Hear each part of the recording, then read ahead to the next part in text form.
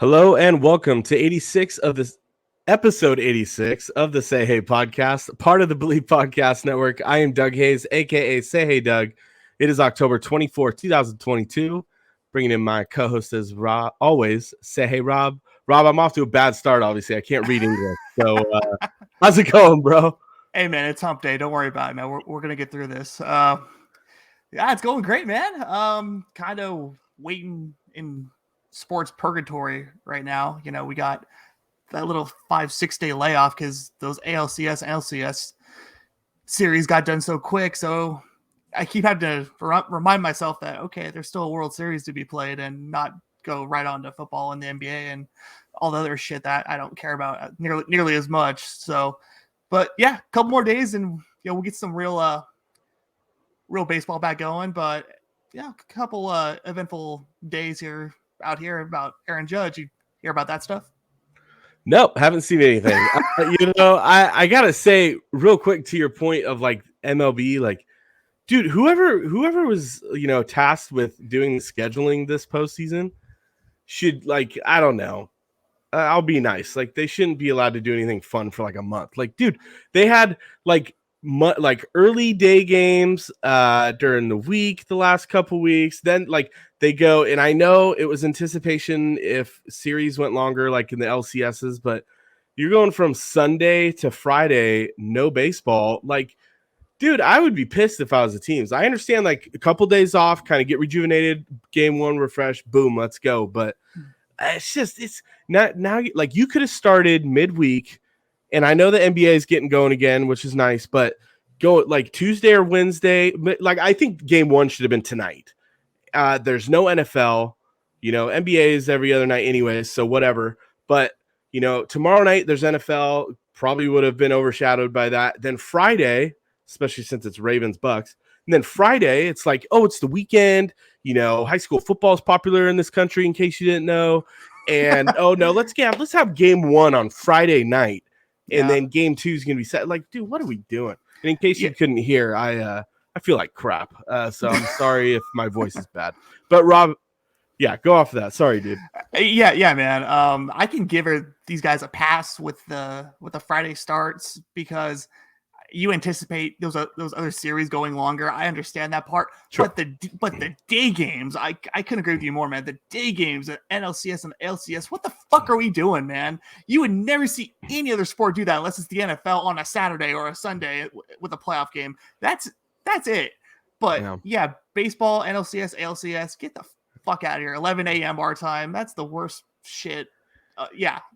They don't get a pass on that one. Not capitalizing on opportunities to grow your game at all. But anyways, in real quick comment on what you said, yes, in case you've been under a rock, there's been a lot of Aaron Judge and Giants involved in the same conversation stuff. Of course, it's a week after we released our Aaron Judge Dilemma episode. Yankees beat writer who works for the New Jersey Advanced Media, Randy Miller, said the other day that the Giants won't be outbid. And now he was on KMBR today, the Giants flagship station, 680 out in the Bay Area, and was very adamant that he thinks that Aaron Judge is going to end up in San Francisco. So, if you haven't heard our opinions from episode 85, go back. You can get that on Believe.com or wherever you get your podcasts and hear our takes on Aaron Judge. So yeah, and not only that, he was pretty adamant about the Giants bringing in a couple of superstars with him if that's going to be the case. So yeah, it got my attention a little bit. Tickled my fancy. So I'm not getting my hopes up at all, but yeah, it was nice to hear because there I was just kind of driving around, going from Modesto to Tracy today for work, and yeah, I mean, there's this guy near close connection with the Yankees. Been around Judge for the last 8 years, saying, "Oh yeah, I fully believe he's going to San Francisco," and I'm like, okay, yeah, okay. And yeah, I mean, if they're gonna dangle around, hey, we're bringing another couple guys too. I mean, hey, all Rob and I got to do is say we were wrong, and we get to enjoy the ride. Yeah. So we'll see. I'll get over it. Yeah, I'll get over it. Oh yeah, we'll be just fine. But before we get started, shout out Kings Caps Ryan.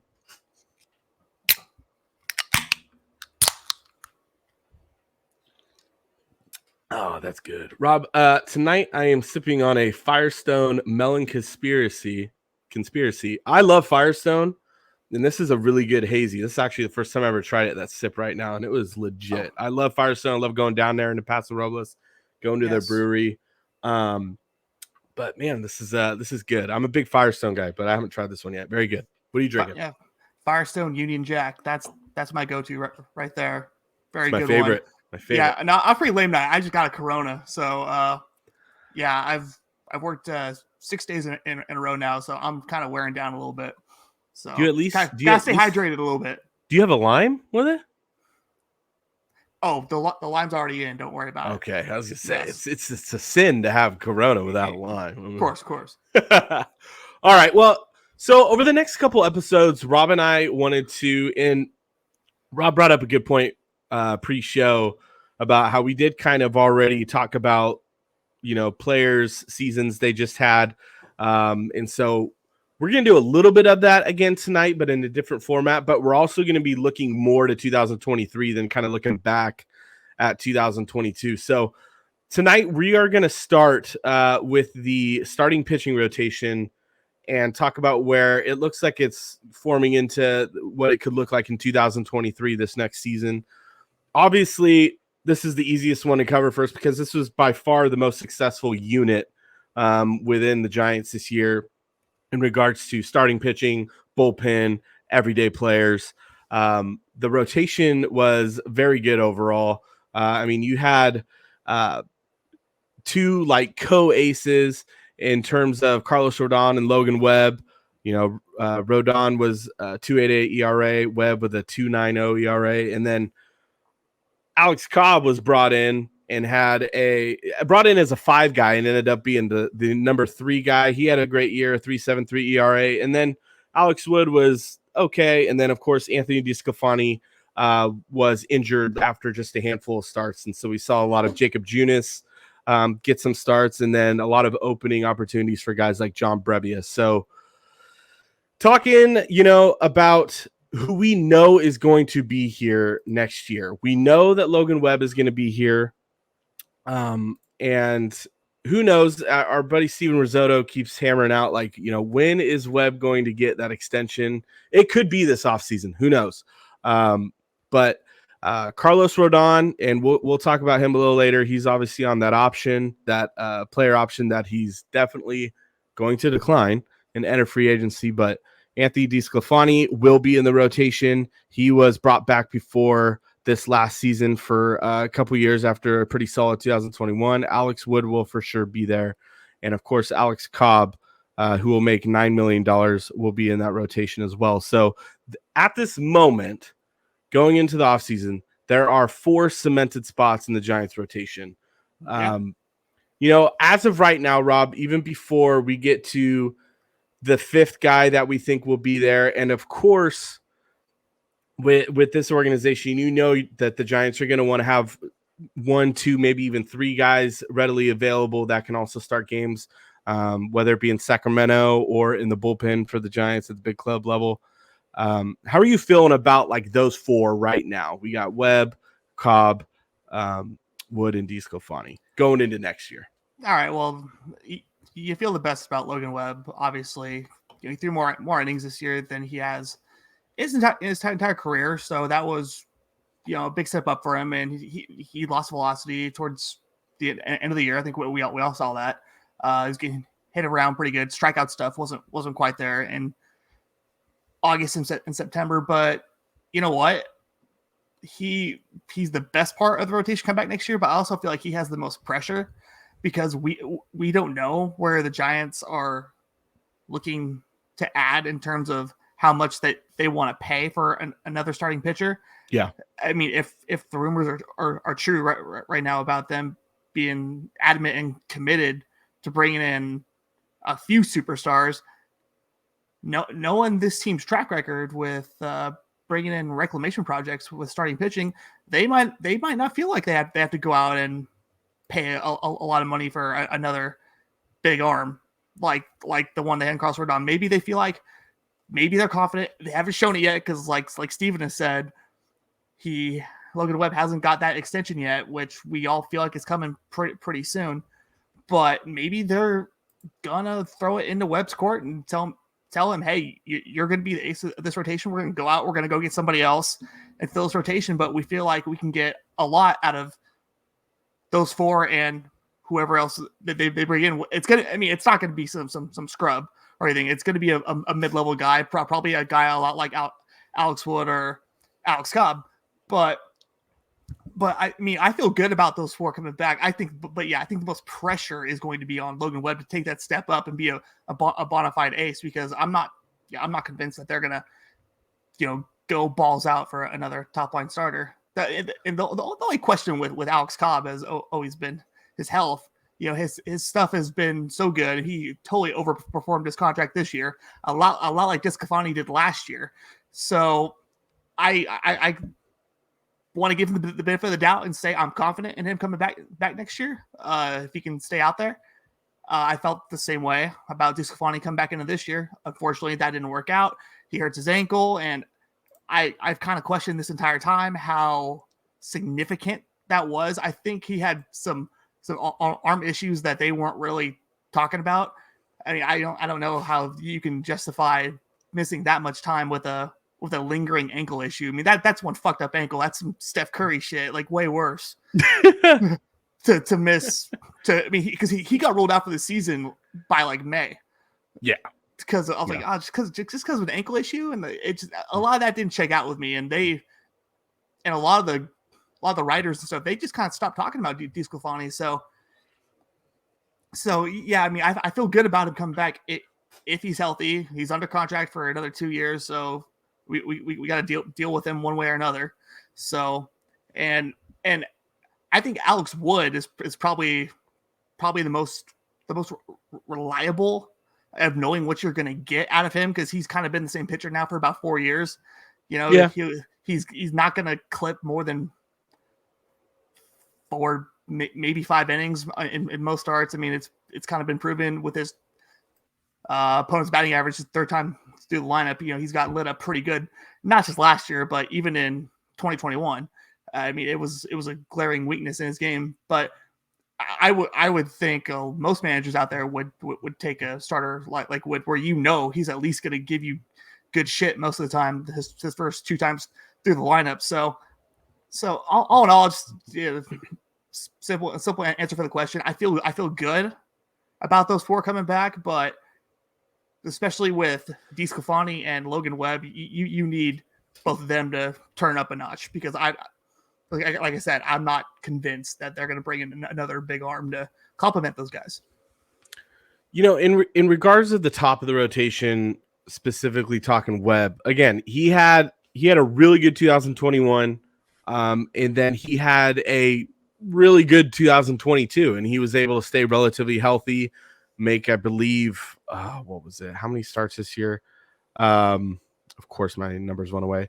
He made 32 starts, so he basically didn't really miss a start, which is good. But you pointed out his last few starts, velocity was down. It was the most innings he had pitched in his career. They were really cautious and careful with him down the stretch, which I know that one game he got pulled and he was throwing really well, and I was really critical of it. But kind of looking back at it now, it's kind of like, okay, maybe I kind of jumped the gun on that.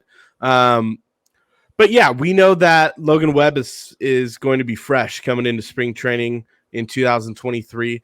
I think it comes down to do the Giants believe that this is the guy? Again, like he doubled down on 2021. Mm-hmm.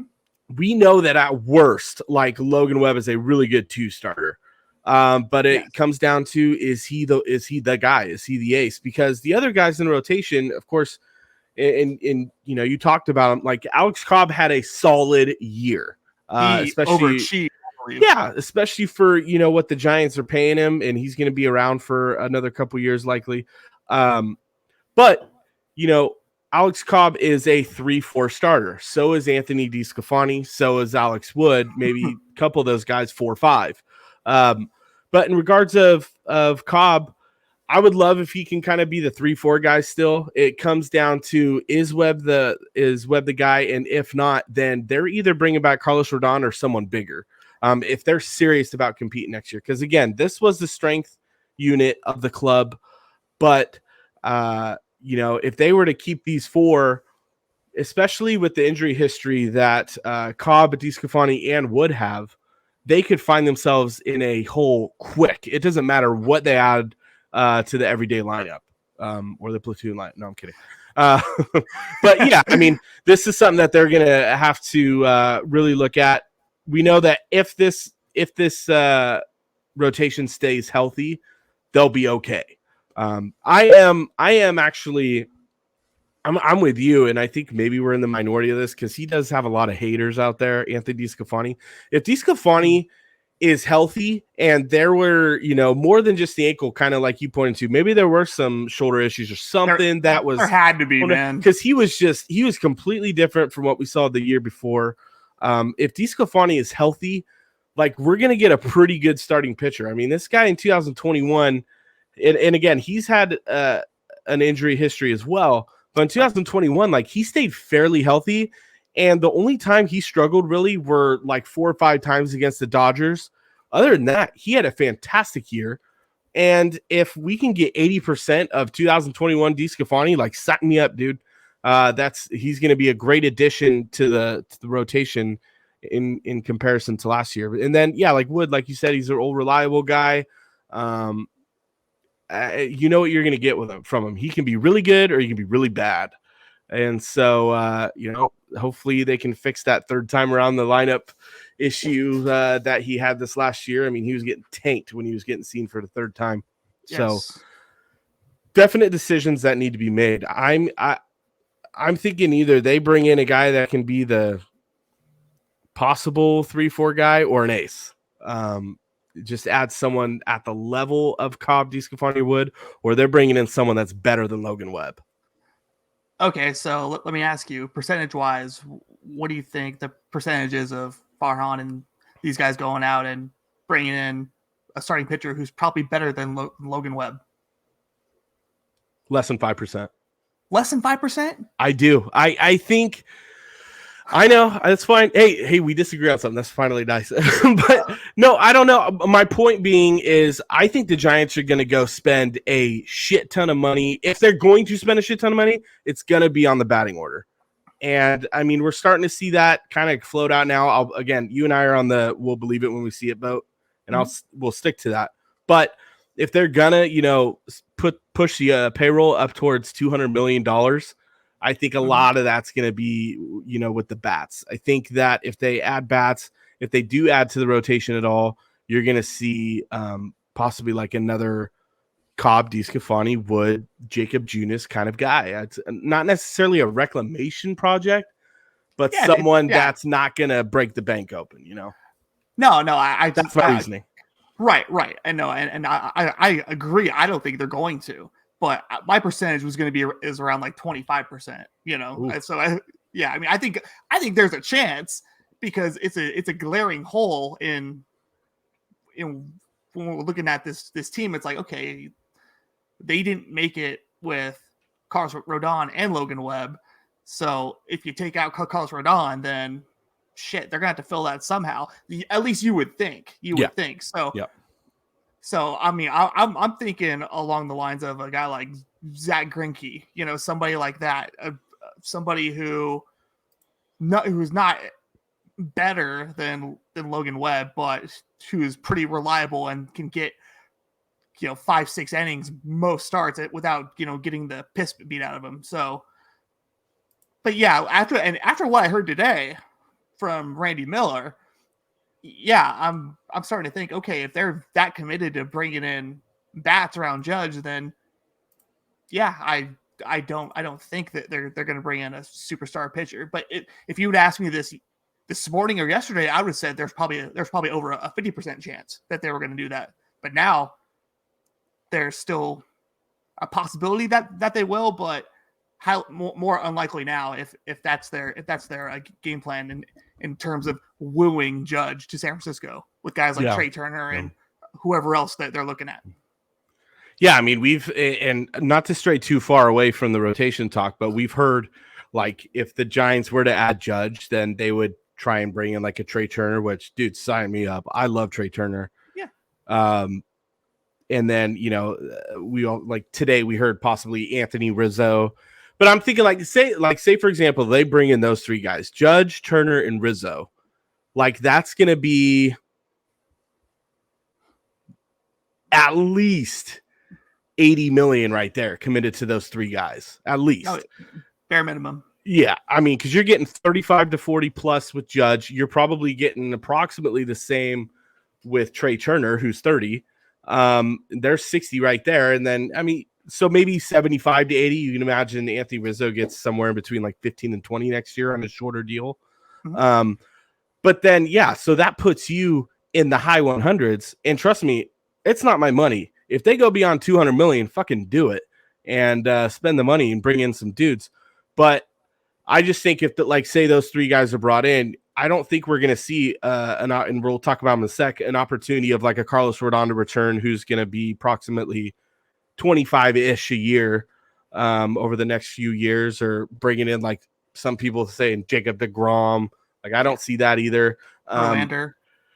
Yeah, Justin Verlander. I feel like I'm the only one who said this. And a couple of you guys in the Giants Chatter admin group kind of laughed at me. I'm not saying you did, I remember, but like Brooks did when I said I think Andrew Heaney is like a real opportunity for the Giants next year.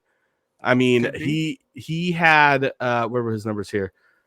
He pitched in 16 games this year, 14 starts, 72 and 2/3 innings. He had a 3.1 ERA, a 3.75 FIP, and he had 13.6 Ks per nine. Like, he was really effective. Again, I don't know if I would categorize Heaney as a reclamation project. I don't know, but I could see the Giants coming in and maybe giving him a 1 year, like $10 million deal to like, hey, come be, you know, we didn't need another lefty in the rotation to fill Rodon's void. And, you know, if you stay healthy, you'll play and you'll pitch. But it could be an incentive-based contract too. Like, you get to this certain amount of innings, you know, you'll get a bonus that kicks in. I just totally think that Andrew Heaney is someone like that could be an option. And we haven't even really talked about the other two guys that are already in the, you know, organization. But right. Hey, you're leaning a Andrew Heaney, Wade Miley type of guy. Nate Eovaldi, something like that. Yeah, I mean, we're thinking they'll probably go lefty if they're if they're going outside the rotation. A name before we move on, a name that popped out to me, and I knew once I saw it, you might be happy. You know, James Paxton has a $13 million club option with the Boston Red Sox. And option. I'm gonna go out on a limb and say they're not going to pick that up. Good chance. I mean, he could.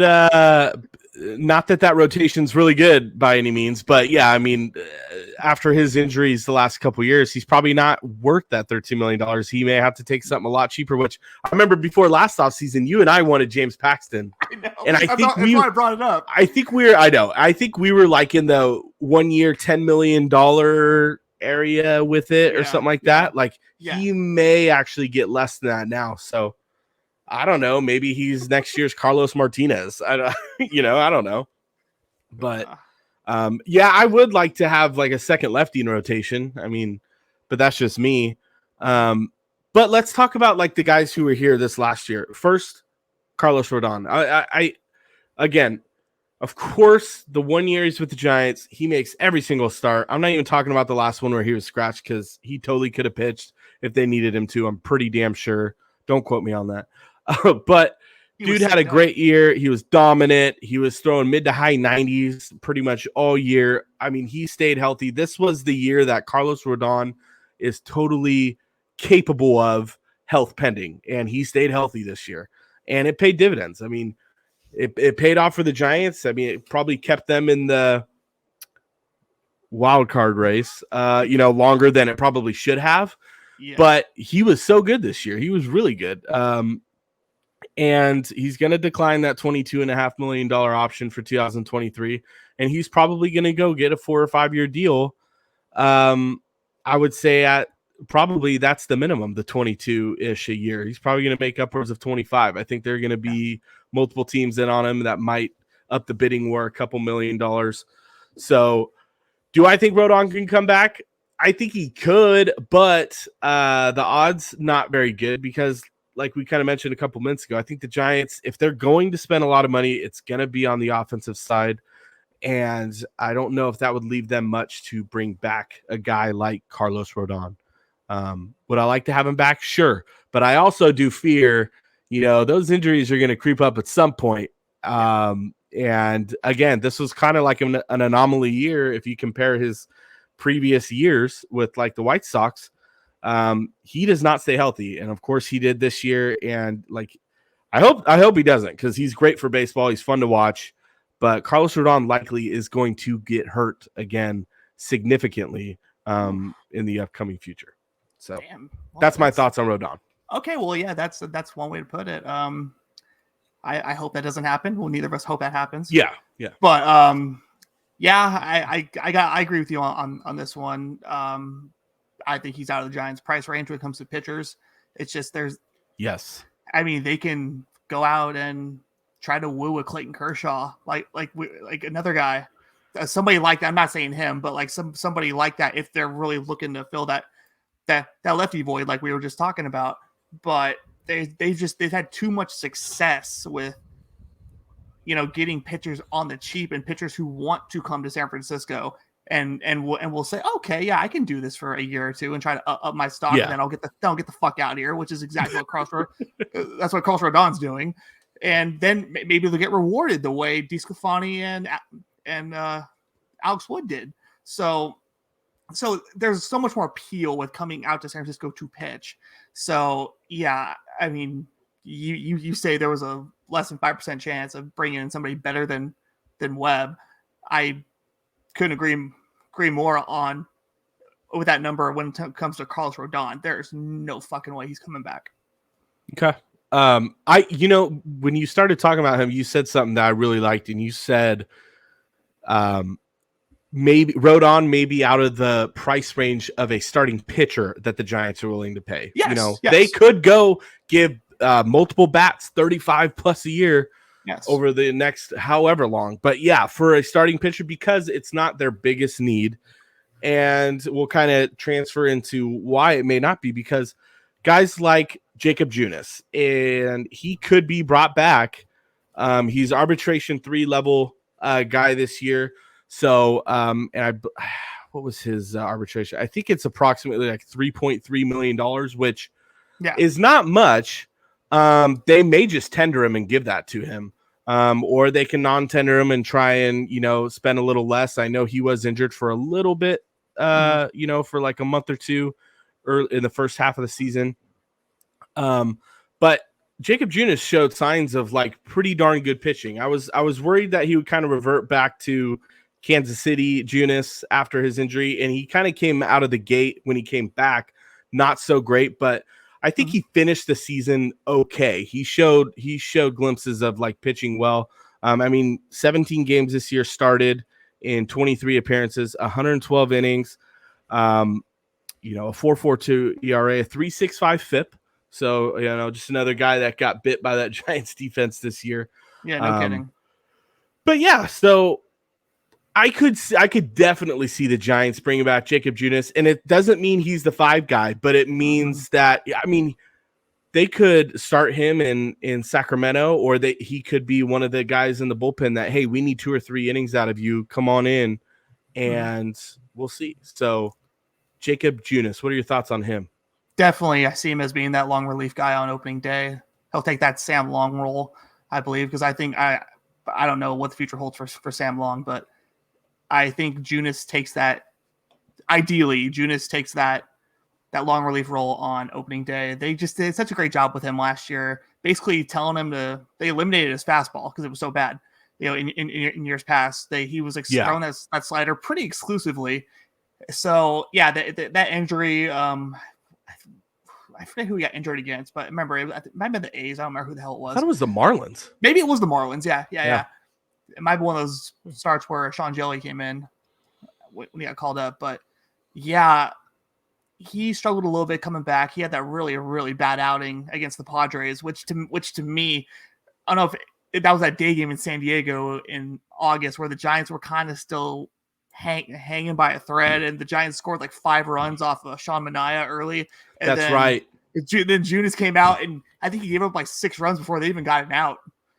Yeah. In like the 3rd inning. So yeah, not the same. But after that, he rebounded quite well. And we were kind of seeing what we saw earlier in the year from him. So and he's 29. I mean, he's 29 or whatever. It's cool. Yeah. So there's no reason to settle on him being that 5-star. I really hope it doesn't come to that. If it does, bad things are happening most likely for that pitching staff. But yeah, I would love to see him bring back just for depth wise, because he was one of the guys. You look at Matt Boyd and Carlos Martinez, almost said Rodon, Carlos Martinez, who were brought in specifically for depth last year. It didn't pan out for him. So Junis was that guy. He was probably everybody's 3rd option out of those 3 to make it and contribute to the season. But he did a hell of a job in the role he was given. And he was better than Sam Long, for sure. Yes, he was. I do agree with that. Next guy we'll touch on, excuse me, Sean Jelly. Now, not going to blow you away with velocity. Kind of funky. I mean, the dude's like, 6'10"? But he appeared in 8 games this year. Now, no starts. And you'd see on Giants Twitter, there was a lot of I would say frustration from fans. It's like, well, what are we doing with this guy? Because he would come in sometimes like say Brebbia made a start, then Jelly would come in and pitch 3 innings, and he never started at the big league level for the Giants this year. His numbers weren't fantastic. He had a 5.76 ERA, 3.51 FIP, which is respectable. So again, maybe another guy that got bit by the defense, but yeah, I mean I guess I want to see more from Sean Jelly, but not quite at the big level yet, if that makes sense. So I think that he is kind of that insurance guy. He's pre-arbitration eligible. He's not hitting the payroll at all. So I think they definitely should just, hey, start the year off in sack, figure things out. Maybe he doesn't start the year with sack, and he kind of does like what hitters like Joey Bart and David Villar did this year. And when they're not playing in AAA, maybe they're up with the big league club, like instructors working on stuff on the side that nobody sees. And then it kind of came back and worked out for those guys like Barton, VR. I'm not giving up on Jelly by any means. I don't, especially early in the season, I don't think he's going to be one of the starting options. But I think we need to bring him up because besides the next guy who we're going to talk about, Sean Jelly's the closest guy that's ready in the farm system technically. So yeah, if Sean Jelly's got a pitch, the Giants are in big fucking trouble. Maybe some fans haven't given up on him. Maybe you haven't, but I pretty much have.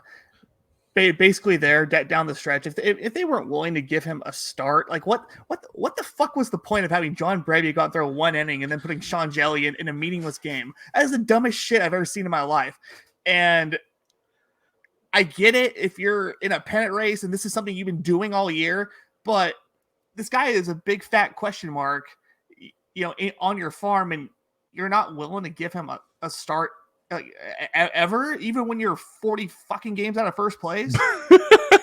So I had higher hopes for Sean Jelly than I did back in September, August than I do now, because when the Giants did that tipped me their hand on him right there. They expect nothing out of that guy. He was just filling innings at the end of the year when nobody else wanted to pitch. So, hey, I hope I'm wrong. I hope he figures it out, and I hope the Giants feel comfortable enough to give him a start if that's necessary. But I don't see it, man. And it just wasn't pretty in a lot of his starts. Yeah, the defense sucked, but it sucked for everybody this last year. So if it comes to that, it's going to be bad news bears. I don't disagree. Like I said, I don't think they should count on him being part of the rotation at any point, because I agree with you. If he is, they're in trouble. That means at least 2 guys are down via injury. Last guy who's within the organization we'll talk about, and then we could talk for a couple minutes about guys who are free agents. But Kyle Harrison, who some think that he's the number one prospect in the Giants system. Throughout the league, he's ranked like 2 or 3 behind Marco Luciano. I don't think Luis Matos isn't really up there anymore. He struggled in 2022, but and not a knock on him. Maybe he comes back and has a better year this year. But Kyle Harrison across the board is like a top 2 prospect in the San Francisco organization. Had a great year. He had a great 2021, but in 2022, he only made 7 starts in Eugene before they promoted him to AA Richmond. 84 innings in Richmond, 18 starts, 3.11 ERA, 13.6 Ks per 9. So dominant stuff. Did have a 4.18 walks per 9. So I guess that's one of the knocks on him is he will get wild at times and will walk a few guys. But I think we can all agree, like, Kyle Harrison's going to start the year in Sacramento probably.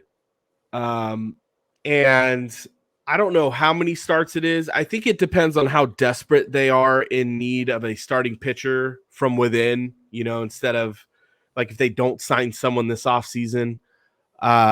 It could be, 5 starts, he's throwing well. All right, let's give him a shot. Or, 10 to 15 starts and it's just past the All-Star break and they need to bring him up to fill a spot. But I think for sure we're going to see Kyle Harrison in this Giants rotation at some point in 2022 or 2023, right? Yeah, Kyle Harrison is probably far and away has the best stuff in the entire system. It's probably not close. Unfortunately, for people like you and me, we haven't been able to see him pitch in person in a couple of years. Yeah. I did a couple of years ago, but that's been a long time now. So I wish I had a better feel and better take for him. Read all the great stuff. What he had, 12, 11 strikeouts in 4 innings in one of his starts in Richmond. Like he threw a shit ton of pitches, but it was recently after he had gotten that promotion. So obviously the stuff's there, and the Giants are they're certainly lacking in that department right now, especially from left-handed pitching. Alex Wood isn't the strikeout pitcher he used to be, but so that kind of opens up a need from the left side. Maybe not right away, but at some point, like it can't come down to guys. I'm not saying to be Sam Long, but somebody like Sam Long to fill in as your other lefty starter, just to switch things up. And we know the Giants, they're all about analytics, and they want those matchups. But I say if we're gonna go that route, let's get a lefty up here who can do some fucking damage and strike some people out. And won't happen right away. Like you said, I'm thinking maybe around 4th of July, maybe that'll be his moment. We'll see. We don't know if he's going to start the year in Sacramento. I would imagine he's going to end up there rather quickly if he doesn't start the year there. And then, as we all know, once you get to Sac with the Giants, unless your name's Heliot Ramos, you're going to get the call up pretty quickly at some point. Now, Rob, you said 4th of July, like ish, right? I mean, ish. Yeah. That's that date. I'll tell you what, if we don't see Kyle Harrison until July, do you agree? Like that means the first 3 months of the season, April, May, June, the rotation's probably doing fairly well then, I would think. That means they're doing well and everybody's staying healthy. Like I don't want to I don't want to predict injuries because that's bullshit. And that's always a cop out.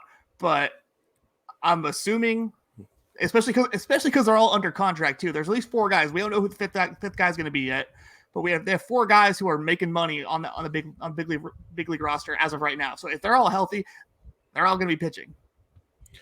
All right. So let me ask you the ultimate question. Obviously, you feel like Rodon is gone, and I do too for the most part. I don't think there's a good chance that he's back, but if he's gone, do the Giants sign another starting pitcher? And if they do, is it like we said, like what you think? Is it more of a frontline guy, or is it what I think, more of a back end guy?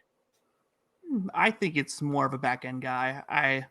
I think there's a bigger shot for a high end guy than you do, clearly. But yeah, I agree with your Andrew Heaney assessment. somebody like him, Wade Miley, hell, it sucks he had such a good year, but Tyler Anderson is available again. He is, and he had a fantastic year with the Dodgers. Fantastic year, and there's no goddamn way he's going to pitch that well again. But it's nice to think about. Mike Minor, that's another dude who I've been predicting Mike Minor to the Giants now for like 5 years, and it hasn't happened. So it just makes so much sense. It just does. He's a lefty, and it would help, and he wouldn't have to sign for more than a year or two, and it's guys like that I think we have grown accustomed to thinking that's who the Giants are going to target, because they can come in here, have a good year or two, and prolong their career. Whether they succeed after San Francisco is another story, but you get another contract in baseball, that's guaranteed money, man. Whether you sign that dotted line, they could cut you, a week later, but you're getting that money. So it's going to be a back end guy. We can hold out hope that it'll be a high end type of person, and that that's really loose, because there's guys like he's not a lefty, but a guy like Michael Wacha, who came out of nowhere this last year with Boston, but best year he's ever had. He's been around forever. Yeah, long time. I mean, so he's like back in the NLCS when the Giants won the World Series. That long. Yeah, Jameson Taillon, from out of the Yankees, former Pirate. He was looking like he was gonna be a surefire all-star, the first 2 months of the year, and then he slowly went south. But this is a really, really interesting year for the starting pitching market, and it doesn't help these middle of the road guys like Heaney and Miley and Wacha and guys like that, and Taillon. It doesn't help that you got all these old dudes, like older dudes like DeGrom and Verlander and Adam Wainwright. You have all these dudes who've been around a long time who are coming off good years, and they're probably all in good spots to poach one last solid contract from somebody. I just don't think that solid contract's gonna be from the Giants. Yeah, that's fair. Clayton Kershaw too. There's one that's like intriguing here to me. I'm looking at these lists of upcoming starting pitching free agents, and I know he's had injury history, but Noah Syndergaard's there. Yeah, he's a free agent. That's another one. Yeah. He's gonna get a chance. Sean Manaea is gonna be a free agent. He's a lefty. I feel like he won't be cheating. He's probably going to get a 3 to 4 year deal. I don't know if the Giants want to, especially if they're not going to go out and get a bona fide front end guy. Doubt it's going to be for a guy that's more than 1 to 2 years max. I just kind of answer my own question. I think the Giants do not for sure, like I said earlier, sign a front end guy. I think they put a lot of faith in Logan Webb, who's going to be 26 this upcoming season.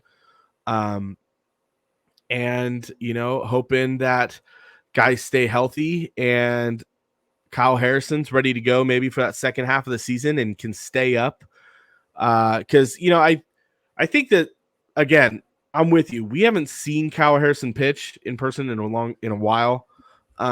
But I think his ceiling, this is pure speculation, his ceiling, if he were to come up this year, is like, hey, he could end up being a solid 2-punch with Logan Webb if the Giants happen to reach the postseason next year, along with, like an Alex Cobb. But again, a lot of these guys are if they can stay healthy. So, I do. I just see no big name, but maybe they bring in like an Andrew Heaney. I really am kind of in on Andrew Heaney to be like the back end of the rotation addition for me. So, yeah. I mean, that's we kind of just want to talk about the rotation, what we think it's going to look like in 2023. Obviously, there is a lot of offseason to go, and I'm sure we'll circle back to this particular group at some point, if the Giants do end up signing another starting pitcher, or when, free agency is starting to heat up and guys are starting to sign. But yeah, either this, the next episode will either focus on the bullpen, which was a big hiccup in 2022, and then after that we'll probably focus on the bats. So Rob, any closing words before we get out of here for episode A6? Excited for the World Series. I do miss baseball, even though I pretend like I don't most of the time. Because the Giants pissed me off so much this year. But yeah, just kind of, I think once the World Series starts, they'll give me one last little boost to get me excited about the winter meetings and all that. Because you gotta see where the Giants went wrong. And it's funny, I don't want to go too long here, but when you watch the Phillies play and you look at the Giants, you can't but wonder, damn, these teams are a lot alike.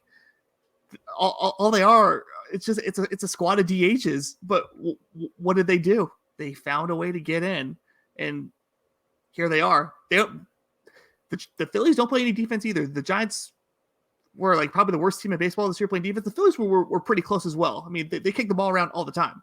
So me personally, I'm gonna be frustrated watching the Phillies play, because I don't think they're that much better than the Giants were this year. But they got hot. That's fair. They do have a couple big names though. That's what the Giants do. Have. That might be the difference.